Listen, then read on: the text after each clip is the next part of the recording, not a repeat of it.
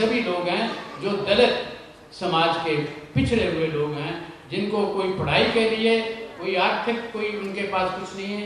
आप लोगों से मैं निवेदन करूंगा, हर एक आदमी को मसीहा बनना पड़ेगा, लोगों के पास जाकर बताना पड़ेगा आप क्या हैं।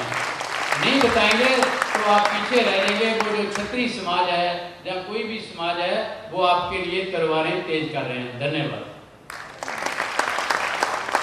मैंने जैसे कहा था वैसा ही उन्होंने अपना वक्तव्य पढ़ा और इसमें कोई दो राय नहीं कि आप भी वही सोच रहे होंगे जो मैंने सोचा और आपको बताया। दोस्तों, हमारे बीच में मध्य प्रदेश शासन से राज्य सफाई कामगार आयोग के सदस्य अजय अरखेल जी उपस्थित हैं। उनसे निवेदन करूंगा कि वो मंच पर आए। हमारे बीच में डिप्टी स्पीकर उत्तराखंड हरबंस कपूर जी पधारने वाले हैं। हमारे साथी जो गेस्ट रिसीविंग कमेटी में है वो उनको जाकर के रिसीव करें। दोस्तों,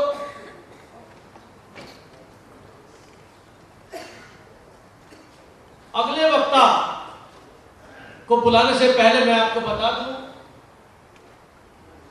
कि जैसा कि डॉक्टर तारा सिंह जी ने बहन मायावती जी के विषय में कहा,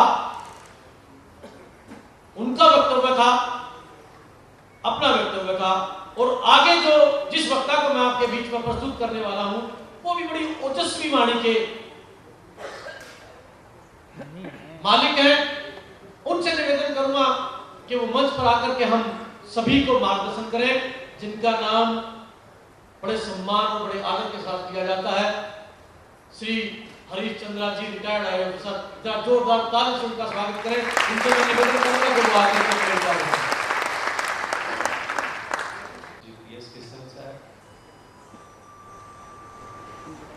कृति मंच के अध्यक्ष श्री नानक चंद जी, श्री देश प्रधान जी, श्री तारा सिंह जी, श्री लक्ष्मण जी, डॉक्टर सुषमा यादव जी, मनोहर जी, साथियों दोस्तों,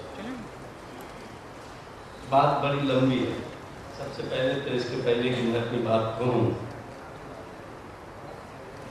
किशन साहब, नानक चंद जी और आप सभी लोगों को इस बात के लिए बहुत बहुत बधाई देना चाहूँगा कि आप लोगों ने इस सम्मेलन, आज के इस सम्मेलन का को आयोजित किया है। आज अगर बात कही जाए दलित आंदोलन की, तो आज दलित आंदोलन एक चौराहा पर खड़ा है। आज आम दलित की समझ में नहीं आता उस किस रास्ते से जाए। इस देश में हजारों साल से, साथियों दोस्तों, हजारों साल से धोखा देने और ठगी का कारोबार चल रहा है। जब हम ठगी की बात करते हैं, धोखाधड़ी की बात करते हैं, तो केवल रुपये पैसे की धोखाधड़ी नहीं होती है, बल्कि विचारों की भी धोखाधड़ी होती है। एक संहिता की भी धोखाधड़ी होती है, जिसका मेरा संकेत है कि आप जानते हैं कि इस देश में जाति व्यवस्था रही है। यानी दुनिया के देश में अगर कभी बात करें तो लोगों को आश्चर्य होता है कि मनुष्य में भी भेद होता है, कि मनुष्य कोई बड़ा होता है, कोई छोटा होता है, कोई ऊंच होता है, नीच होता है। और किस तरह से इस देश में शास्त्र गढ़े गए।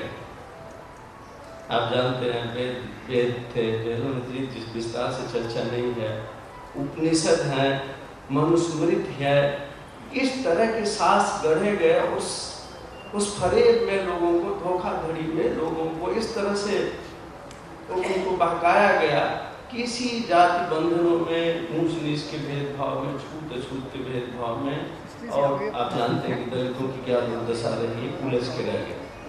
आजाद भारत हुआ तो ये बात हुई थी, मैं समझता हूँ जब 15 अगस्त 1947 को आज़ाद हुआ, बाबा साहब ने जो संविधान रचा था, जब वो संविधान 26 जनवरी 1950 को लागू हुआ तो आशा बढ़ेगी कि धोखाधड़ी का, ठगने का, धोखा देने का कारोबार खत्म हो।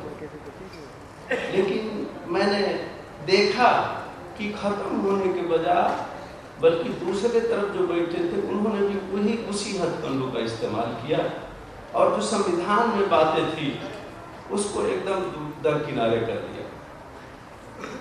आज जब हम बात करते हैं दलित आंदोलन की, तो ये सोचने की बात है कि हमारे समाज के आदर्श क्या हैं, समाज के आदर्श क्या हैं, समाज के मानक क्या हैं।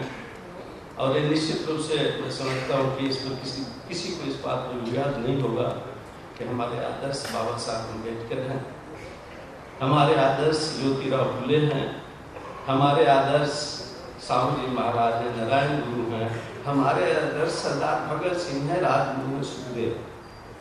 आखिर इन नौजवानों का कौन सा जुनून था? भगत सिंह ने एक बात कही थी, संभवतः आप सभी लोगों को मालूम नहीं होगा तो बताना चाहूँगा। भगत सिंह ने एक बात कही थी कि हम नहीं चाहते कि इस देश से गोरी चमड़ी के अंग्रेज बाहर जाएं, इंग्लैंड जाएं और काली चमड़ी के अंग्रेज शासन पर कब्जा करें। हम नहीं चाहते कि इस देश से मिस्टर जान जा और गोविंद सत्ता पर कब्जा कर रहे। हम चाहते हैं कि सत्ता का आमूल चूल परिवर्तन हो। हम चाहते हैं कि ऐसी व्यवस्था नहीं हो जिसमें किसी के पास अपार संपत्ति हो और कोई भूखे बिना मरे। ऊंच नीच की व्यवस्था है, बड़ व्यवस्था हो, जाति पात की व्यवस्था, मनुष्यों में किस तरह का भेदभाव किया जाए, इस व्यवस्था का खात्मा हो। क्या इन नौजवानों के जो सपने थे, अब बाबा साहब ने जो संविधान में लिखा था, जो आप सभी जानते थे कि हमारे देश में समानता होगी, स्वतंत्रता, समानता, भ्रातृभाव का एक समाज बनेगा, एक लोकतांत्रिक समाजवादी समाज बनेगा। क्या हम उसको हासिल कर पाए हैं? मैं समझता हूँ कि जब दलित आंदोलन की बात होती है तो इस तरह से देखना बहुत जरूरी होता है। आज जब हम बात करते हैं, अगर आप देखें हिंदुस्तान की तवारीख को देखें, आप देखेंगे जैसे बहुत सारे, मैं समझता हूँ आप सभी सहमत होंगे कि भारत के पहले प्रधानमंत्री पंडित जवाहरलाल नेहरू हुए और आज माननीय डॉक्टर मनमोहन सिंह से प्रधानमंत्री हैं। अगर आप देखें राष्ट्र के परिप्रेक्ष्य में तो आप देखेंगे कि दलितों की सामाजिक आर्थिक स्थिति में मूलभूत आमूलचूल परिवर्तन कहीं दूर से भी दिखाई दे रहे। आज भी वही गरीबी, वही बदहाली, वही जाति के नाम पर उत्पीड़न। और ये आशा बंधी थी आजादी के बाद, इस बात की आशा बंधी थी। बाबा साहब ने अपने लोगों को आगाह करते हुए कहा था कि हमने बड़ी संघर्षों के बाद, हम जब आदर्श की बात करते हैं, बाबा साहब ने कहा था कि हमने बड़े संघर्षों के बाद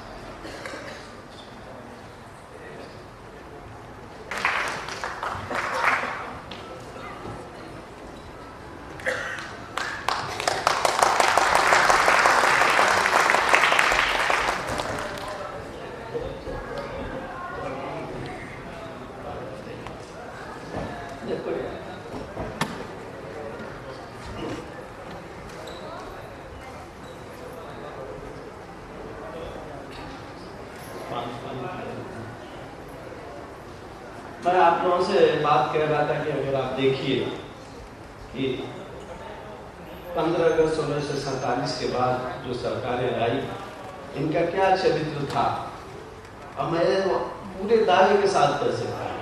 अब मेरे साथ माननीय PS कृष्ण साहब चश्मदीद की गवाही नहीं, बल्कि हमारे बहुत सारे संघर्षों में हमारे साथी रहे हैं। हम लोगों ने कंधा मिला करके संघर्ष किया। आखिर इन महापुरुषों के क्या आदर्श है और हमारे आज इस समाज में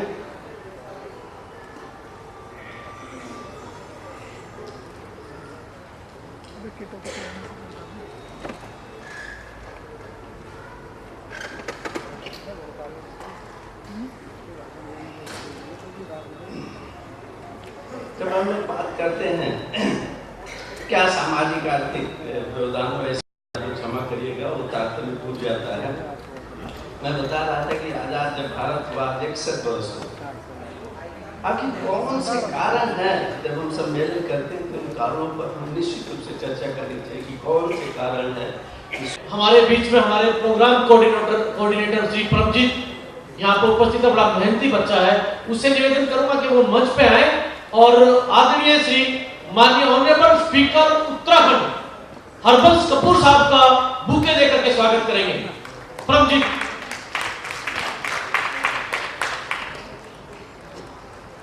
उत्तराखंड से आए हुए लोग और उत्तराखंड के ऑनरेबल स्पीकर का तहे दिल से शुक्रिया अदा करते हैं। यहाँ पे हम हार्दिक अभिनंदन करते हैं और कार्यक्रम को आगे बढ़ाते हुए मैं निवेदन करूंगा पूर्व राष्ट्राध्यक्ष भारतीय जनता पार्टी भारतीदासन जी तमिलनाडु से।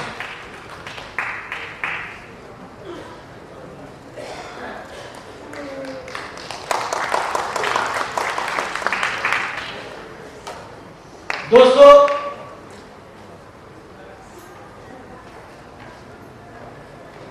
मैं आज ये कहूंगा एक एहसान के नीचे आए हैं, बहुत बड़े एहसान के नीचे। हमारी राष्ट्रीय सामाजिक न्याय करती मंच की आवाज के ऊपर, हमारे निवेदन के ऊपर इंटरनेशनल छवि के एक नेता ने जो दलितों का दर्द अपने सीने में छुपाए बैठा है, उन व्यक्ति के लिए एक बार जोरदार ताली से स्वागत करें। खड़े होकर के दोस्तों, जिनका नाम कमजोर लक्ष्मण जी है, उन्होंने सारे प्रोग्राम हमारे आज कैंसिल किए और हमारे प्रोग्राम के लिए उन्होंने अपने सारे प्रोग्राम कैंसिल किए और हमारे बीच में है। मैं उनसे निवेदन करूंगा कि बाबा भीमराव अम्बेडकर साहब की पुष्पांजलि अर्पित करें और साथ ही माननीय स्पीकर हरबंस कपूर।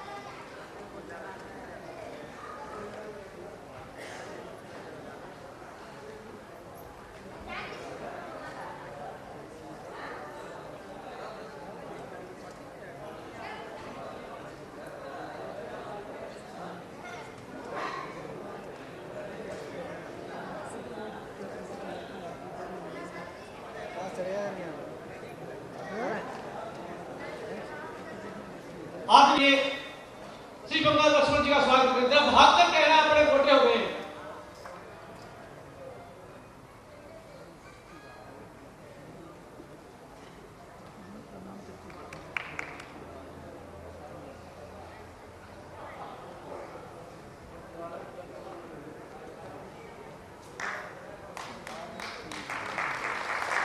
दोस्तों, अगले वक्ता हमारे, अब मुझे नहीं मालूम कि कितनी अच्छी हिंदी होगी उनकी, लेकिन दिल में दर्द है हम दलितों के लिए उनके। आदरणीय मनोहर प्रसाद जी 2 मिनट के लिए बोलेंगे, प्लीज शॉर्ट में बोलेंगे।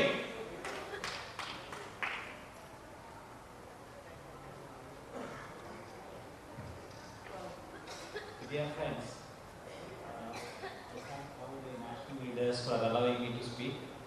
I don't know what I can speak in this occasion, but one thing I am sure, 60 years of independence, we all talk about Ambedkar and his dreams. Yes, he gave us a constitution, and I am pretty sure there are not going to be another Ambedkar to save us from the situation in which we are. 60 years of Ambedkar's constitution, 60 years of independent existence in the country has not done enough for our people. The reason is there is nobody who is interested in poor, whether it is for the scheduled caste or the scheduled tribe or backward classes or even for the caste in those, nobody is really interested for the poor. People are worried about census, people are worried about share market, people are worried about the value of the rupee, but they are not interested about the poor. Now, under these circumstances, what should we do? The question is, one, that whoever is there, at whatever position they are there, you start talking about national at bigger levels, which people like P.S. Krishnan will always be doing. I hope they will be doing. After P.S. Krishnan, there will be many other officers who will be coming and doing it. As far as we are concerned, we should try to do what we can do at our levels, whether it is at the grassroots levels or in the villages or in the towns, cities, slums or in our own offices. If we can do something which we can make the place where we are better than what we are seeing when we came in, that will be better. And what I expect is that should become a sort of a nucleus over which it will start spreading. And if such similar nucleuses start growing, I think we will be in a position to do something for our own community. Otherwise, we cannot expect either the bureaucracy or this government or political parties, be that whatever be the party, will do anything, because they have their own compulsions, they have to fight their elections, they will make money for some name or other, and they may help individuals, one or two, but they will not be in a position to save this community, because you have to understand this community is a community which is about 260 million plus. It's one of the third largest population in the world, if you can say that. After the whole population of China and America, the scheduled caste and scheduled tribe population will be the largest population in the world. And this is a population which doesn't have leadership, which doesn't have proper education, which do not have wealth. Therefore, changing and developing this community is a bigger challenge on which perhaps even our planning commission, our political parties have not been thinking. So the best one what we can do is that what we can do at ourselves, at our positions, wherever we are, within our limited resources. With this request, I thank you. हमारे बीच में है, मैं अजीत सिंह जी से निवेदन करूंगा कि bouquet लेकर के उनका स्वागत करें।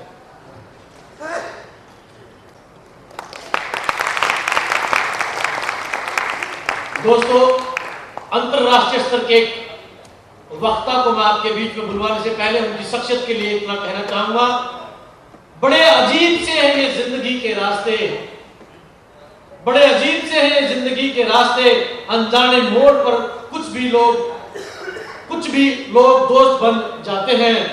मिलने की खुशी दे या ना दे, मिलने की खुशी दे या ना दे, लेकिन बिछड़ने का गम जरूर दे जाते हैं।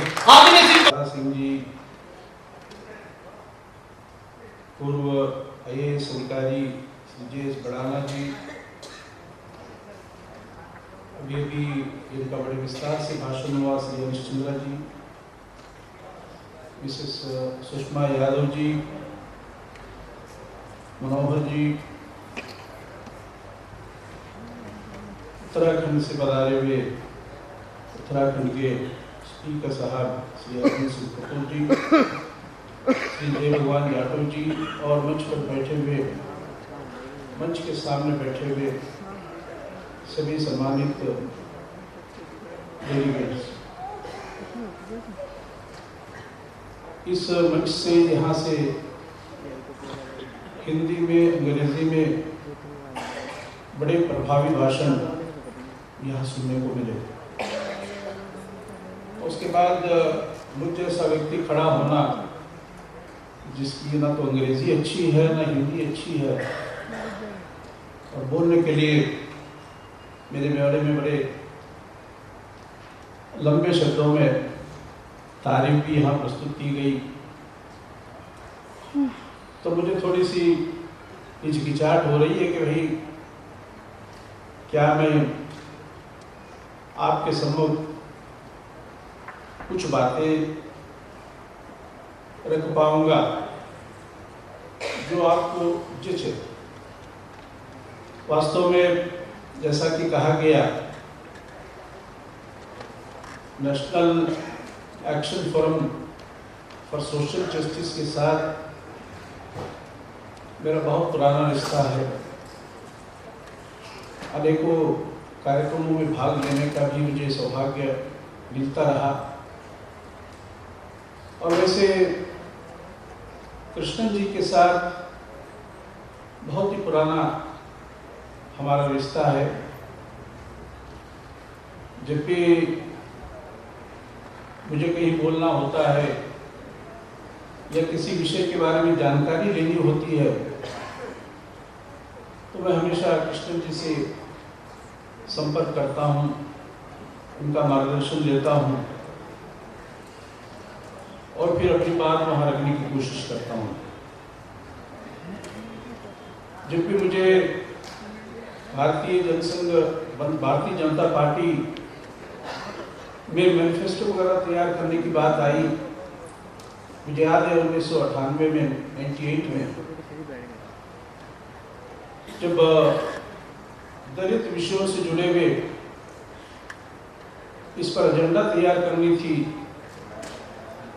मैंने उनसे बात की थी। उसी प्रकार से भारतीय जनता पार्टी ने एक शेड्यूल्ड कास्ट और शेड्यूल्ड ट्राइब्स के मामले में एक अपना पॉलिसी पेपर बनाया है 87-88 में। उस समय भी मैंने कृष्ण जी के साथ बड़े विस्तार से उनका मार्गदर्शन लिया और उस पेपर को तैयार करने में उनकी मदद ली। तो इस प्रकार से मेरा उनका बहुत समय से एक प्रकार से रिश्ता बना हुआ है। और जिस स्टेट के वो, जिस कैडर से वो बिलोंग करते हैं, आंध्रा कैडर से, मैं भी वहाँ से हूँ। इसलिए मैं कह रहा था कि मेरी हिंदी शायद उतनी प्रभावी नहीं होगी जिस प्रभाव से यहाँ वक्ता बोल रहे थे। मित्रों, आज एक बहुत अच्छा अवसर है जिस समय सारे देश भर में से प्रतिनिधि यहाँ पर आए हैं और schedule caste, schedule tribe, backward classes, minorities के बारे में जो फोरम ने अपना एक दलित मैनिफेस्टो बनाया है जिसमें इन सब बातों का जिक्र है। जो दलित मैनिफेस्टो जो भी पार्टी सत्ता में आ रही है, इससे पहले भी आई है, ये दलित मैनिफेस्टो एक प्रकार से गाइडिंग फैक्टर रहा जिसके आधार पर उन्होंने दलितों के लिए अपने कार्यक्रम बनाए। और इसी मैनिफेस्टो के आधार पर पिछली बार यूपीए सरकार ने भी अपने कानून एवं प्रोग्राम के अंदर कई बातों को डाला। अब ये अलग बात है कि उसमें से कितने कार्यक्रम पूरी तरह से अमल कर पाए, नहीं कर पाए, ये तो देश के अंदर हर राजनीतिक पार्टी के साथ यही अनुभव देखा गया है कि जब मैनिफेस्टो बनता है, चुनावी प्रणाली बनती है, उस इलेक्शन मैनिफेस्टो में तो कई चीजें का बहुत अच्छी तरह से जिक्र किया जाता है, लेकिन एट द एंड ऑफ उनके सारे अंत में आने के बाद अगर लेखा जोखा किया जाए तो कई बातें उसमें से रह जाती है। अब जैसे प्राइवेट सेक्टर के रिजर्वेशंस के बारे में बहुत जोरों से हमने सुना था कि प्राइवेट सेक्टर के अंदर रिजर्वेशंस लाई जाएगी, और ये उस समय कहा गया था जब रिजर्वेशंस की सेंटेनरी इस देश में सभी दूर मनाई जा रही थी 2002 में। उस समय से ये चर्चा चली थी कि प्राइवेट सेक्टर के अंदर रिजर्वेशन होनी चाहिए, और यूपी की सरकार ने उसे अपने कॉमन मिनिमम प्रोग्राम में भी डाला। लेकिन दुर्भाग्य से पिछले 1.5 साल के अंदर अब इस रिजर्वेशन की चर्चा कहीं पर नहीं हो रही है। पहले तो ये सोचा गया था इसके लिए कानून बनाना चाहिए, फिर ये विचार हुआ कि हम उद्योगपतियों से मिले, व्यापार मंडल के लोगों से मिले, उनकी राय लेकर के इस पर कोई कार्य प्रणाली बनानी चाहिए, और उनकी स्वाभाविक राय थी कि हम कानून को मंजूर नहीं करते हैं, हम आप चाहे तो इनके लिए अलग ट्रेनिंग की व्यवस्था, और उसमें से अगर अच्छे लोग निकले तो उनको नौकरी देने की व्यवस्था हम कर सकते हैं। ये उन्होंने किया। और आज जो एक बार मैं किसी उद्योगपति का इंटरव्यू सुन रहा था टीवी पर, बहुत बड़ा कम्युनिकेशंस के क्षेत्र में बहुत बड़ा ऑर्गेनाइजेशन है, आज उनका लगभग मोबाइल फोन्स के क्षेत्र में तो उनका नंबर 1 स्थान है। उनका इंटरव्यू टीवी चैनल पर आ रहा था। उन्होंने कहा कि इस प्राइवेट सेक्टर के रिजर्वेशंस का मैं विरोधी हूं, लेकिन मैंने सोशल जस्टिस मिनिस्ट्री से पूछा है, मिनिस्टर से मैंने कहा है कि आप ग्रेजुएट्स के नाम दीजिए जिनको मैं ट्रेन कर सकता हूं, और उन्होंने कहा कि मुझे 100 नाम प्राप्त हुए सारे देश में से। तो 100 नाम पर हम विचार कर रहे हैं उनमें से किनको ट्रेनिंग दिया जाए। तो जो ट्रेनिंग की बात उनकी तरफ से निकली उसका अर्थ यही है कि वो लगभग नहीं सा होगा। इतने बड़े देश के अंदर जहाँ 25-26 करोड़ लोग हैं, उनमें से अगर 100 की सूची सोशल जस्टिस मिनिस्ट्री से जाती है तो इसका अंदाजा हम लगा सकते हैं कि प्राइवेट सेक्टर के अंदर रिजर्वेशन का क्या है। तो मित्रों, प्राइवेट सेक्टर का जो रिजर्वेशन का वादा रहा वो जून तक वैसे ही रहा। अभी कृष्णन जी ने रिजर्वेशन एक्ट की बात कही है। एक इसके लिए जॉइंट कमेटी बनी थी, स्टैंडिंग कमेटी को मैटर रेफर किया गया था और स्टैंडिंग कमेटी ने लगभग 2.5 साल पहले इसको क्लियर किया है और रिजर्वेशन एक्ट जो है वो पड़ा हुआ है, लेकिन पार्लियामेंट के पास समय नहीं है कि इस या सरकार के पास एजेंडे में इसको प्राथमिकता नहीं है कि वो रिजर्वेशन एक्ट को कानून बनाए, उस बिल को कानून बनाए। और मैं उम्मीद करता हूं कि कम से कम इस सेशन के अंदर, क्योंकि माना जा रहा है कि ये शायद ही आखिरी सेशन होगा पार्लियामेंट का, तो इस सेशन के अंदर सरकार को चाहिए कि इस बिल को पार्लियामेंट में इंट्रोड्यूस करे और इसे एक्ट में तब्दील करने में पूरी कोशिश करे। और भारतीय जनता पार्टी का प्रतिनिधि होने के नाते से मैं निश्चित रूप से हमारी पार्टी की तरफ से इस विषय में पूरे सहयोग की मैं आपसे वादा करता हूँ कि ये एक्ट बने। इसमें पीनल प्रोविजन का होना बहुत जरूरी है। इनिशियल बिल में पीनल प्रोविजन नहीं था और बाद में जब स्टैंडिंग कमेटी को रेफर हुआ तो हर एक ने ये कहा है कि इसके अंदर पीनल प्रोविजन होना चाहिए। अगर पीनल प्रोविजन के साथ आता है तो निश्चित रूप से हम इसका पूरा समर्थन करेंगे। मित्रों, और देखिए उनकी हैंडीकैप सिचुएशन देख, पूरी दिल्ली में कई सब जगह घूम लिया है, इनका कहीं भी किसी ने वो अपंग सर्टिफिकेट नहीं बनाया है। जरा अपनी पार्टी के माध्यम से आपके पर इत्यादि या गाय के जो लोन था वो भी सरकार को अपनी वो समस्या हम जरूर देंगे। और जहाँ तक उनके वोटर आई कार्ड की बात है या राशन कार्ड की बात है, वो हमारे राष्ट्र अध्यक्ष श्री राजक सिंह से मिलेंगे और हमसे मिलेंगे, जरूर बात करेंगे हम उनके लिए। दोस्तों, मैं समझता हूं कि ये मंच जो है मांग उठाने का भी मंच है, इसलिए मांग रोक ही ना जाए किसी की। दोस्तों, आज ये श्री बंगाल लक्ष्मण जी शायद हमसे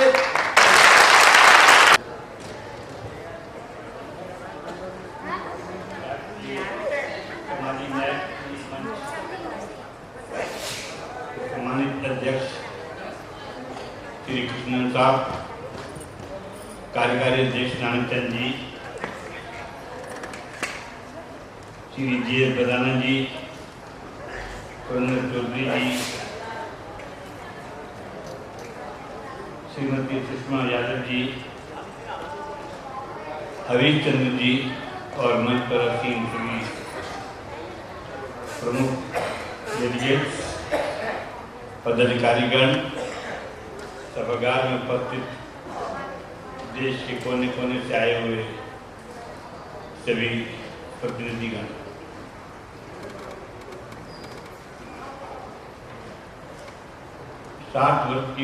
60 वर्ष बाद भी आज जो स्थिति बनी हुई है, निश्चित रूप से अपने आप में बहुत दुर्भाग्यपूर्ण है। और ये आशा की जाती थी कि जब आरक्षण का प्राविधान भी किया गया कि कुछ समय बाद ऐसा अवसर मिलेगा कि जो ये विसंगतियां हैं, जो विषमताएं हैं, ये दूर हो सकेंगी और फिर सामान्य रूप से जो संविधान की अन्य धाराओं के अंतर्गत देश का राज्य चलेगा। परंतु आज हम जिस ओर भी देखते हैं, चाहे न्याय की बात हो, चाहे आर्थिक क्षेत्र हो, चाहे सामाजिक क्षेत्र हो, चाहे शिक्षा के क्षेत्र हो,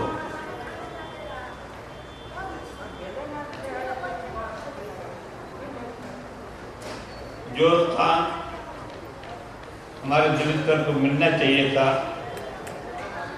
वो आज तक नहीं मिल पाया।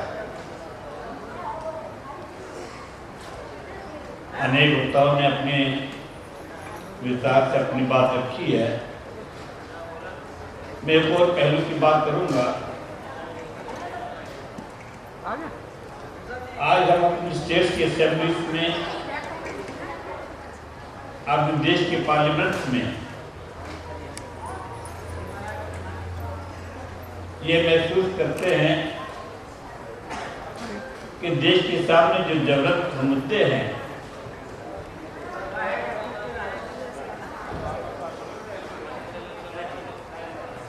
उन मुद्दों पर किस प्रकार से चर्चाएं होनी चाहिए, बहस होनी चाहिए, वो नहीं हो पाती। जिस कारण से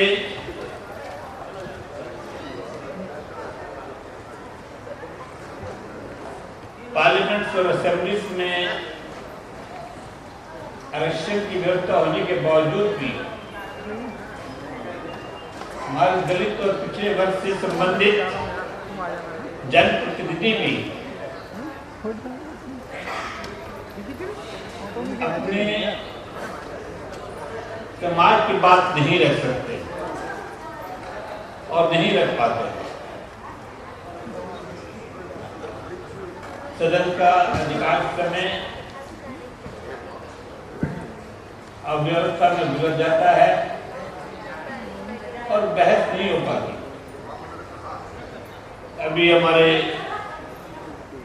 बंगाली भी कह रहे थे 130 सदस्य हैं हमारे पार्लियामेंट में, परंतु ये देखा जाए तो 130 सदस्यों को अपने समाज की बात कहने का कितना अवसर मिलता है। और मेरा मानना है कि इस व्यवस्था के कारण अगर सबसे ज्यादा नुकसान होता है तो ऐसे वर्ग का होता है जो अपने आप में पहले से पिछड़ा हुआ वर्ग है, दलित है, प्रताड़ित है।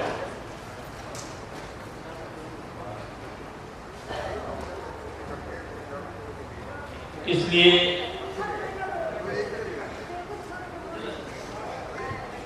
मेरा ये मानना है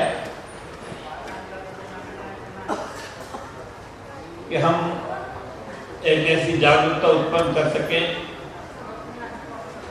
जिससे कि सदनों की कार्रवाई ढंग से चले, सुचारू रूप से चले और जब समाज की बात पार्लियामेंट में आएगी, असेंबलीज में आएगी,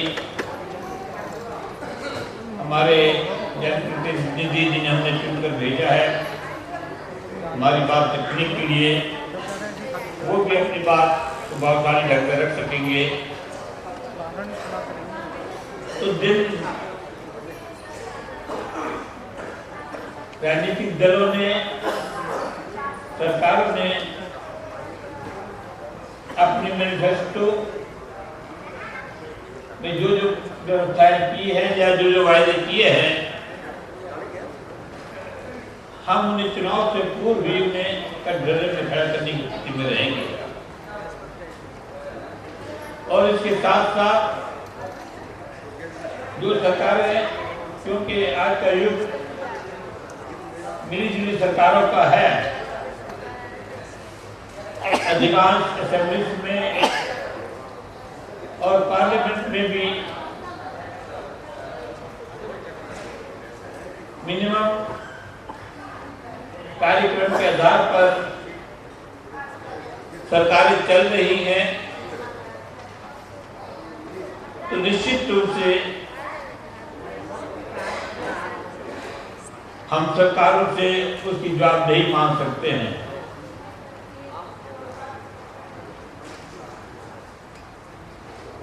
और संविधान के लागू होने के पश्चात भी आज ये मांग होनी चाहिए कि 60 वर्ष बीत जाने के बाद भी आज देश में क्या स्थिति बनी हुई है, विशेष रूप से समाज का पिछड़ा और अति पिछड़े वर्ग से संबंधित, उसमें व्हाइट पेपर की मांग की जाती है। सरकार व्हाइट पेपर जारी करे और स्थिति से पूरे देश का अवगत कराए। अब क्योंकि नए चुनाव भी होने जा रहे हैं, 6 राज्यों की घोषणा हो गई और उसके पश्चात पार्लियामेंट के चुनाव भी होंगे, तो हम राजनीतिक दलों को मजबूर कर सकते हैं कि व्हाइट पेपर में जो श्वेत पत्र जारी किया गया उसमें जो खामियां सामने आई हैं, वे उन्हें अपने मैनिफेस्टो में उन्हें अपना स्थान दे और निश्चित अवधि में उन खामियों को किस प्रकार से दूर करेंगे, इसका जनता के समक्ष विवरण प्रस्तुत करें।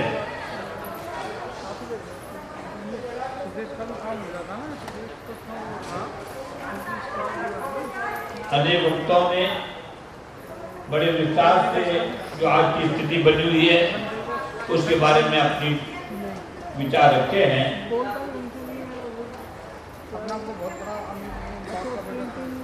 हमारा मत यह है कि मात्र किसी को मुख्यमंत्री बना देना या किसी वर्ग से कोई प्रधानमंत्री बन जाए, ये किसी का उद्देश्य नहीं हो सकता। उद्देश्य ये भी हो सकता है कि जिस वर्ग से मुख्यमंत्री बना या जिसके समर्थन से प्रधानमंत्री बना, वो कम से कम उस वर्ग की समस्याओं को रखकर वो उपलब्धियां बताएंगे उन्होंने उसके लिए क्या किया है।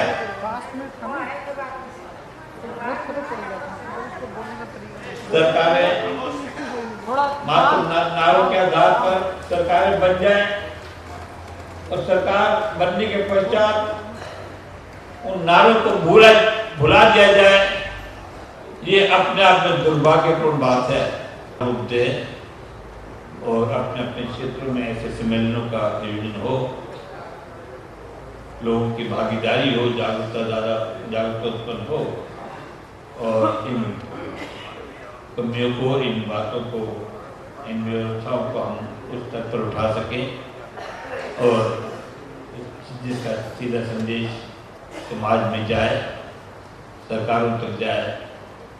आपका बहुत बहुत धन्यवाद। दोस्तों, हम तहे दिल से उनका शुक्रिया अदा करते हैं आदरणीय श्री हरबंस सिंह कपूर साहब का, माननीय स्पीकर उत्तराखंड, जो वहां इतनी दूर से देखिए जज्बा देखिए उनका, उतनी दूर से यहाँ पर हम लोगों को हौसला अफजाई करने के लिए पधारे। हम उनका हार्दिक अभिनंदन दिल्ली में करते हैं और तहे दिल से उनका शुक्रिया अदा करते हैं। दोस्तों, अभी चाय आप लोग पी लें, उसके बाद हम सब लोग बैठ करके पुनः विचार विमर्श करेंगे। मंच पर बैठे बाकी सब अतिथिगण और हमारे देश से अलग अलग प्रांतों से आए डेलीगेट्स, बहनों और भाइयों, अब आपने विस्तार में जो हमारे प्रॉब्लम्स हैं, नीचे 22 आ रहा है ना, पिछड़े हुए लोगों के, SC/STs के, वो आपने अच्छी तरह से लिए हैं। उसके लिए बड़ी मेहनत से डॉक्यूमेंट्स बनाए गए हैं और 2005 में जो डॉक्टर बाबा साहब अम्बेडकर की जनगणना के समय पर सम्मेलन बनाए गए, उसके आधार पर उसमें जो डिस्कशन वगैरह हुई, उसके आधार पर बहुत विस्तार से डॉक्यूमेंट बनाया गया, जिसको कमालिया प्रोक्लेमेशन के नाम से गवर्नमेंट को समर्पित किया गया। उसमें सभी चीज़ें जो हमारे वर्ग के, हमारे शेड्यूल कास्ट और दूसरे पिछड़े लोगों के जो प्रॉब्लम्स हैं, जो प्रोग्राम्स हैं, उनका अच्छी तरह से विश्लेषण किया गया और वो सारी चीज़ें गवर्नमेंट के नोटिस में लाई गई। ये सब कुछ आपने सुना है। और एक पीछे बहुत महत्वपूर्ण फैसला किया गया था नेशनल डेवलपमेंट काउंसिल में, प्लानिंग कमीशन में, और उसमें प्रधानमंत्री खुद अध्यक्षता कर रहे थे। उनकी डायरेक्शन पर ये फैसला किया गया था कि जो पिछड़े वर्ग हैं, schedule caste, schedule caste, other backward classes, उनको आगे जो हमारे हार्वर्ड, जहाँ हमारे अच्छे जातियों के लोग हैं, उनके लेवल पर लाने के लिए ऐसे प्रोग्राम बनाए जाए कि 10 साल में ये गैप पूरा हो जाए। लेकिन उस पर जो हमने देखा अभी तक कोई खास निर्णय या कोई खास उसमें प्रगति नहीं हुई। उसमें बल्कि होना चाहिए था कि उस वक्त जो निर्णय लिया गया उसके लिए कोई प्रोजेक्ट रिपोर्ट तैयार की जाती, उसके लिए हमारे फाइनेंशियल रिसोर्सेज जो मोबिलाइज किए जाते और एडमिनिस्ट्रेटिव स्ट्रक्चर सेटअप तैयार किया जाता, लेकिन उस डायरेक्शन में कुछ भी नहीं हो पाया। और हम शुरू से यही कहते आए हैं कि जो बजट में प्रावधान होना चाहिए वो हमारी पॉपुलेशन के प्रोपोर्शन में होना चाहिए। ये हम बहुत देर से गवर्नमेंट को बार बार याद करते रहे हैं, लेकिन वो भी नहीं हो पाया। उस प्रोपोर्शन में भी जो थोड़ी बहुत प्रावधान रखी जाती है उसमें से भी पूरा खर्चा नहीं होता, और किस तरह से हमारे टारगेट जो है वो हम अचीव कर पाते। अब जब ये 10 साल के अंदर इस गैप को पूरा करने के लिए गवर्नमेंट ने निर्णय लिया है, अब आप अंदाजा लगा सकते हैं कि उस प्रोपोर्शन में भी अगर हमारे जो फाइनेंशियल रिसोर्स हैं उनका प्रावधान किया जाए तब भी हमें कुछ हासिल नहीं होगा। क्यों? जो पिछले 60 साल में हम अचीव नहीं कर पाए वो 10 साल में कैसे हो जाएगा? ये एक आम कॉमन सेंस की बात है। तो इसलिए अब तो हमें ये नारा लगाना चाहिए कि भी जो पिछले 60 साल का बैकलॉग है, फाइनेंशियल जो प्रोविजन की गई थी उनमें से बहुत थोड़ा खर्चा हुआ है, वो सारा बैकलॉग जो है वो इकट्ठा किया जाए और हमारे पॉपुलेशन की प्रोपोर्शन के हिसाब से नहीं, इसमें जो फाइनेंशियल रिसोर्स हैं इतने गुना बढ़ा दिए जाएं जो कि पिछले 60 सालों का बैकलॉग है वो पूरा हो सके। और उसी हिसाब से हमको एक एडमिनिस्ट्रेटिव स्ट्रक्चर बनाना चाहिए और एक इम्प्लीमेंटिंग मशीनरी बनानी चाहिए, ताकि हम जो 10 साल का लक्ष्य रखा गया है इसमें इस थोड़े से समय में अपने इस गैप को पूरा करने का प्रयत्न करें। लेकिन ये सब चीज़ें जैसे हमारे पहले वक्ताओं ने कहा कि सब कुछ ये गवर्नमेंट को पता है, और ये नहीं है कि उनको इन चीज़ों का पता नहीं, पता है, लेकिन इसलिए हमको अपना जो इस मंच का जो आशय है इसको बड़े जोर शोर से गवर्नमेंट के नोटिस में लाना चाहिए कि ये चीज़ें जो हैं इसके लिए एक अलग से एक इम्प्लीमेंटेशन मशीनरी बनानी चाहिए और उसके लिए पर्याप्त रिसोर्सेज प्रोवाइड करने चाहिए, तभी हम इस दिशा में कुछ हासिल कर पाएंगे। तो हमें ये जो रूटीन हम प्रपोजल बनाते रहे हैं कि हमारी पॉपुलेशन के हिसाब से प्रावधान होना चाहिए, उसको ना प्रेस करके उसके अलावा हम एक्चुअल कैलकुलेशन के हिसाब से जो पिछले हमारे बैकलॉग हैं उनका हिसाब लगा के कितने रिसोर्सेज चाहिए, कैसी एडमिनिस्ट्रेटिव मशीनरी चाहिए, इन सब बातों को ध्यान में रखते हुए हमें अब ये मांग करनी चाहिए कि गवर्नमेंट खुद समझ ले कि ये बैकलॉग जो है, जो गैप है between SC/ST reserve classes and forward classes, वो तभी हम हासिल कर पाएंगे या फिर इसको हम 50 टाइम्स 60 टाइम्स मल्टीप्लाई ना करें। तो ये हमको अब गवर्नमेंट के सामने एक मैग्ना कार्टा रखना पड़ेगा, तभी हमको कुछ हासिल हो पाएगा। इन्हीं बातों के साथ मैं आपसे विदा लेता हूँ और आपका धन्यवाद करता हूँ। धन्यवाद आदमी JS बदन साहब, हमारे प्रेरणा स्रोत हैं। दोस्तों, हमारे बीच में सुबह से ही, जब से हमारा प्रातः से, जब से हमारा कार्यक्रम आरंभ हुआ है, एक विदेशी अतिथि हमारे बीच में है, जो अभी देखिए फोटोग्राफी में मशगूल है।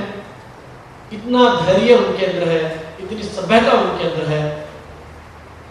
वो कैलिफोर्निया से हैं, हमारे विशेष आमंत्रण पर यहाँ पर पधारे हैं, और मैं उनके बारे में बताना चाहूंगा कि USA पोस्टल सर्विसेज में बड़े अधिकारी हैं। मैं उनसे निवेदन करूंगा कि 2 शब्द हमें आशीर्वाद के तौर पर दें और अपने विचारों से हमें अवगत करें। आगे से ही बहुत बहुत शुक्रिया, मुझे ये समझ दिया आपने। सबसे पहले मैं आपका थैंक यू करूँगा, और मुझे आपसे मिलकर बहुत खुशी हुई है कि जो आप लोग इस फोरम पर आए हैं। मैं आपको शॉर्ट में बोलूँगा कि अगर हमने तरक्की करनी है, जो चेंज लाना है वो हमने लाना है। गवर्नमेंट कोशिश कर रही है, लेकिन वो बातें जो हैं, जैसे सभी ने बताया 60 साल से वहाँ की वहाँ है। सबसे पहले हमारा टारगेट जो है वो है एजुकेशन। हमारे पास वी हैव ओनली वेपन, वो है एजुकेशन। इसके अलावा हमारा कोई और चारा नहीं है। नंबर 2, अमेरिका से मैं आया हूँ, वहाँ पर भी अफर्मेटिव एक्शन है, जिसको आप रिजर्वेशन बोल सकते हैं। That is the most advanced country in the world. और वहाँ पर जैसे कैलिफोर्निया में they try to stop affirmative action, और एक वहाँ के मतलब ब्लैक मैन ही इनिशिएटेड के रिजर्वेशन नहीं होना चाहिए, और उसने वो पास कर दिया कि रिजर्वेशन नहीं होना चाहिए, रिजर्वेशन खत्म हो गया। लेकिन जब उन्होंने, देखो उन लोगों का दिमाग की बात है, जब उन्होंने देखा है कि ये ब्लैक लोग जो हैं, इनका जो एडमिशन है वो कम हो गया, university California Davis, Stanford, Berkeley, these are the top class universities in the world. तो उन्होंने देखा कि इन लोगों को चांस नहीं मिलेगा, उन्होंने वॉलंटरी उन लोगों को जो उनका स्टैंडर्ड था उस हिसाब से उन्होंने फिर दोबारा करना शुरू कर दिया। This is the way those countries think. India cannot develop until Dalit develops. That's the bottom line. Hindustan तभी तरक्की करेगा जब जो है दलित लोग जो हैं इनको पूरी एजुकेशन मिलेगी और इनको पूरे राइट्स मिलेंगे। हम जो बोलते हैं ना कि India is shining, India is not shining. 90% of the money is with 10% people. हमारे घर में, हमारे घर के सामने वो अपने पत्थर पड़ रहा था, वो 2 लेकर है, उसकी दोनों की जो एक दिन की दिहाड़ी है वो है 60-70 रुपए। तो उनका एक बच्चा जो है लेकर वो हमारे फ्लोर पे पड़ा हुआ था। तो मैंने उसको बोला, मैं उसके बाद उसको बोला, मैंने भी अपने तो बोलती कि मैं इंजीनियर और डॉक्टर बनाऊंगी। तो मुझे मेरा दिल बहुत खुश हुआ कि उसका ना गोल है।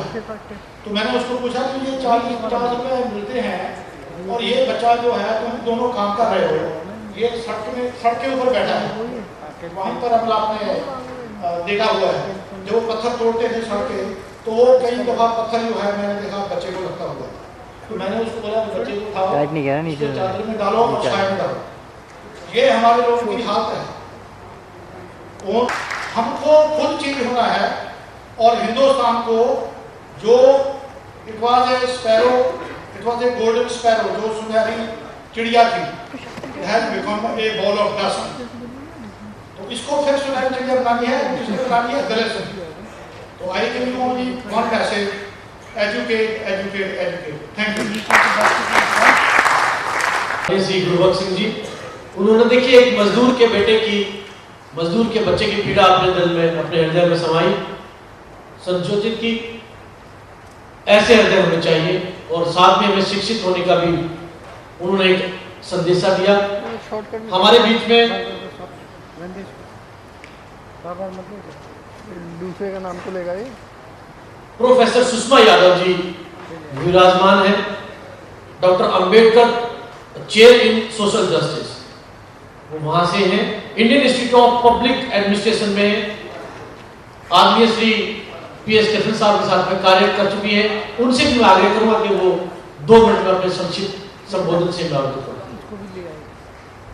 नानकचंद जी, जाटव जी, बदन जी और हमारे विदेशी अतिथि और आप सब जुझारू लोग, मुझे बहुत खुशी हुई कि मैं आज यहाँ आ सकी और इसके लिए मैं आयोजकों का धन्यवाद करना चाहती हूँ और कृष्णन जी ने खास तौर पर मुझे उत्साहित किया। एक बात मैं ज़रूर आपके साथ शेयर करना चाहूँगी। हमने Indian Institute of Public Administration में जो पहला doctor Ambedkar memorial lecture organise किया था, वो बहुत खुशी की बात है कि मैं PS कृष्णन जी को बुला सकी वहाँ, और उन्होंने उसमें from analysis to action, doctor Baba Saheb Ambedkar and social justice, from analysis to action. उन्होंने कहा अभी तक हमने बहुत विश्लेषण तो कर लिया है समस्याओं का, लेकिन हमें आगे क्या करना है, उसके लिए हमें एक्शन एजेंडा तैयार करना है। और वो बहुत जल्दी एक पब्लिकेशन की फॉर्म में 600 पेज की किताब बन रही है, पब्लिकेशन की फॉर्म में, जिसमें सारा अभी तक का जितना एक्शन राष्ट्रीय सामाजिक न्याय कृति मंच ने तैयार किया है वो सब उसमें एक स्थान पर मिलेगा।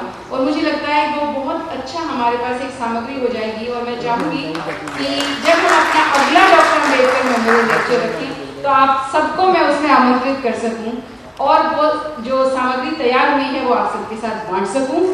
अभी मैं सिर्फ इतना कहूँगी, लेकिन ये ज़रूर कहना चाहूँगी कि मेरी शुभकामनाएं हैं आप सबको, राष्ट्रीय सामाजिक न्याय कृति मंच को, कृष्णन जी को, कि हम सामाजिक न्याय का जो स्वप्न बाबा साहेब अम्बेडकर ने देखा था उसको आगे ले जा रहे हैं। और जब तक हम सब, ईच वन ऑफ अस, हम सब अपने पैसे का और अपने अधिकारों का हिसाब खुद रखना नहीं शुरू कर देंगे, तब तक हम सामाजिक न्याय की उम्मीद नहीं कर सकते। आप सब अपने आप सिपाही बने और अपने बच्चों को शिक्षित करें और उन्हें भी सिखाएं कि जो सरकार पैसा दे रही है पहले उसका हिसाब हम जान लें, वो कहाँ खर्च हो रहा है, उससे क्या तैयार हो रहा है, उससे क्या बन रहा है। क्योंकि बहुत स्कीम्स हैं अभी भी, लेकिन वो स्कीम लोगों तक नहीं पहुँच रही। बाबा साहेब अम्बेडकर ने जो कहा था वो भी सब लोग नहीं जानते हैं। आपको आश्चर्य होगा, आप जानते हैं, लेकिन इस देश का पढ़ा लिखा शिक्षित वर्ग उनकी 5 किताबें नहीं गिनवा सकता, उनके विषय को नहीं जानता। तो एक तरफ हमें बाबा साहेब अम्बेडकर के बारे में जागरूकता ज्यादा फैलानी है। वो सिर्फ इतना जानते हैं कि उन्होंने रिजर्वेशन पॉलिसी के बारे में कुछ लिखा और कहा और संविधान में उसको रखा, लेकिन उन्होंने संविधान में और भी बहुत कुछ कहा जिसके बारे में लोग नहीं जानते। और फिर जो संविधान बना, उन्होंने कहा था, उनका डर था कि बहुत अच्छे कानून भी हम बनाएंगे, लेकिन जब तक वो इम्प्लीमेंट नहीं होंगे, एग्जीक्यूट नहीं होंगे, तब तक कोई इनमें परिणाम नहीं मिलेंगे। वो डर बना हुआ है। लेकिन सबसे अच्छी बात है कि इस मंच पर प्रशासक भी हैं, राजनीतिज्ञ भी आए और विचारक भी हैं और जिसे हम कहेंगे कार्यकर्ता भी हैं और जुझारू व्यक्ति भी हैं। यदि ये सब मिल जाएंगे और हम आप सब सिपाही की तरह अपने अधिकारों के लिए लड़ सकेंगे, तो मुझे लगता है सामाजिक न्याय की लड़ाई बहुत जल्दी हमें परिणाम दिखाएगी और ये समाज जरूर बदलेगा, और बदलेगा उस दिशा में जिस दिशा में हम सब आप चाहते हैं, क्योंकि संख्या हमारे साथ है, शक्ति हमारे साथ है, केवल उसको हमें परिवर्तित करना है परिणाम के। आपने मुझे बुलाया और समय दिया, बहुत बहुत धन्यवाद। मैं दिल्ली में हूँ तो शायद आप सब दोस्तों, प्रोग्राम को कंक्लूड करने से पहले हमारे बीच में थोड़ा सा विलंब से आए हुए हमारे नेता, बड़े जुझारू नेता हैं आदरणीय श्री जय भगवान जाटव जी, उनसे मैं निवेदन करूंगा कि वो 2 मिनट के अंदर अपने संबोधन में हमें अपना आशीर्वाद दें। कार्यकारी अध्यक्ष भाई करुणानिधि जी, हमारे बड़े अधिकारी रहे हमारे मित्र भाई जी वर्धन जी, सुषमा जी, मनोहर प्रसाद जी, भाई बाबूचंद महार जी, मंच को चला रहे हमारे बड़े क्रांतिकारी साथी भाई सुरेंद्र जी, ये तमाम साथी यहाँ बैठे हैं, सभी हमारी बहन सुषमा जी, तमाम भाइयों और सम्मानित साथियों। लोग तो जरूर थोड़े रह गए हैं, लेकिन मैं समझता हूँ यदि कुछ लोग समझने वाले लोग, सुनने वाले लोग ढंग से थोड़े भी रहें, वो भी ज़्यादा अच्छा हो। तो आपके सामने बंगारू जी ने बहुत अच्छी बातें कही और सारा निचोड़ PS कृष्णन साहब ने अपने जो आपके सामने लगभग 20 पॉइंट के लगभग आपको रखे, वही सारा निचोड़ है, वही सारा कार्यक्रम है। वो हो जाए, सारे काम अपने आप सोल्व हो जाए।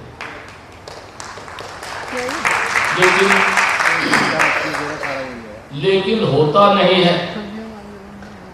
होता क्यों नहीं है? कि हम नहीं चाहते। हम नहीं चाहते कि हमारा काम हो। जिस दिन हम चाहेंगे काम हो, उस दिन कोई रोक नहीं सकता। इसके लिए हम दोषी हैं, सरकार दोषी नहीं। सरकार तो कहती है हम तुम्हारे लिए ये करेंगे, ये करेंगे, कहती है, उसका काम कहने का है, हमारा काम करवाने का है। हम कभी सड़क पर नहीं आए, और यदि सड़क पर ढंग से आ जाते, अगले दिन से काम शुरू हो जाते हैं। जो आए हैं उनके काम फटाफट बात करके तुरंत आओ जी वार्ता करेंगे, फटाफट बुलाते हैं। हम लोग सिर्फ बातें करते हैं, और बातें करने का ही कारण है आज हम लोगों की कोई एजुकेशन नाम की कोई खास चीज नहीं रह गई। कहाँ है एजुकेशन? कौन सी एजुकेशन? कैसी एजुकेशन? कौन सी एजुकेशन ले रहे हैं हमारे बच्चे? प्राइमरी स्कूल में देखा जो फाउंडेशन है, जो बहुत बढ़िया एजुकेशन होनी चाहिए, वो एजुकेशन क्या है? हिंदी भी नहीं ढंग में पढ़ाते, और जब बच्चा हिंदी नहीं पढ़ाता, 5वीं पास करके जाता, आगे नहीं चल पाता। 90% ड्रॉप आउट है। 90% 10th क्लास तक जाने में 90% का ड्रॉप आउट है। हमने RTI से सारा मंगा करके देखा है। आप यहाँ की बात छोड़ो, गांव देहातों में और जाकर के देखो, यहाँ भी जो कारपोरेशन के स्कूल है सब जानते हैं, हमारे बच्चे सारे कारपोरेशन के स्कूल में पढ़ते हैं, क्योंकि गवर्नमेंट के जो स्कूल हैं वो फ्री एजुकेशन के हैं, और हम लोग चाहते हैं फ्री एजुकेशन मिले। पैसे है नहीं, हमारी आर्थिक स्थिति ठीक नहीं है। जिनकी आर्थिक स्थिति ठीक है वो पढ़ा भी रहे, चाहे वो दलित समाज में हो, किसी भी जाति का हो, तो भी वो अपने बच्चों को पढ़ा है। ऐसा तो नहीं है, लेकिन वो ही सब कुछ जा रहा है, और जिनकी हालत बिल्कुल आर्थिक स्थिति बिल्कुल खराब है, उनके बच्चे पढ़ रहे, और उनके बच्चे कुछ नहीं बन पा रहे, उनका सब कुछ बर्बाद हो रहा है। जैसा मुझे कहा गुरबख्श सिंह जी ने, गुरबख्श सिंह जी ने कहा कि एजुकेशन एजुकेशन एजुकेशन। बात तो एजुकेशन की ठीक है, लेकिन हमारे पास तो ना तो पैसे हैं कि हम अच्छे स्कूल में इंस्टीट्यूट पढ़ाए, और यदि कुछ बच्चों के, कुछ छात्रों के पास में है भी, तो उनके बच्चों को एडमिशन कौन देता है? यदि वहां पता लग जाए कि ये शिव कास्ट का बच्चा है, या ये वाल्मीकि का बच्चा है, चमार का बच्चा है, आपके बच्चे को आपको खड़ा नहीं होने देंगे। आप तो छुपा करके करा ले तो अलग बात है, कि वहां बिना बताए, वो कोलम बिना भरे पूछते हैं, भाई डायरेक्ट इनडायरेक्ट घुमा के फिरा करके आपको भाग देते टाइम उसी को हिदायत होती है कि पूछो कौन है, और नहीं तो धीरे धीरे खिसका दो, पता भी ना चले, खिसक भी जाए। और आपका कोई इंस्टीट्यूशन है? नॉर्थन इंडिया में किसी ने कोई बनाया? यहाँ किसी का कोई मेडिकल कॉलेज है नॉर्थन इंडिया में? ये 10-20 स्टेट हैं, यहाँ बताओ तो किसी का है क्या? कोई इंजीनियरिंग कॉलेज है, कोई मेडिकल कॉलेज है, कोई टेक्निकल इंस्टीट्यूट है, कोई मैनेजमेंट इंस्टीट्यूट है? कोई है ना होगा, क्योंकि आपने कभी चाहा ही नहीं। आप कभी चाहते होते तो 1 नहीं 10 बन जाते। हमने चाहा क्या है? इसकी ऐसी तैसी करो, उसकी चिट्ठी खराब लिखो, उसकी रिपोर्ट करो, उसका हम लोग उसके खिलाफ करो काम, उसके खिलाफ करो। इसके अलावा उसकी बुराई, जब भी बैठेंगे बुराई के अलावा कोई हम बात करेंगे ही। कभी कोई बता दे किसी ने ये कहा वो बहुत बढ़िया आदमी है, या वो अच्छा आदमी समाज के लिए काम कर रहा है, या आपने स्कूल खोला, बहुत बढ़िया स्कूल खोला है, या किसी ने छोटा भी प्राइमरी स्कूल खोला, कभी नहीं कहेंगे उससे, और चिड़ेंगे कि इसने क्यों खोला। तो हम लोग को अपनी कुछ आदतें बदलनी पड़ेगी, हम लोग को कुछ सोच के समझ करके समाज को लेके चलना पड़ेगा। हम लोग भिड़ रहे हैं, बड़े भिड़ रहे हैं। कुछ लोग हमारे नेता लोग कह ये भी नहीं करेंगे तो तब क्या हो जाएगा, पोस्टें तो है ही, नौकरियां तो है नहीं, प्राइवेट में रिजर्वेशन ले नहीं रहे। मैंने मांगा 50 में, तो मैं चिट्ठी बताऊँ, 7 चिट्ठियां हमने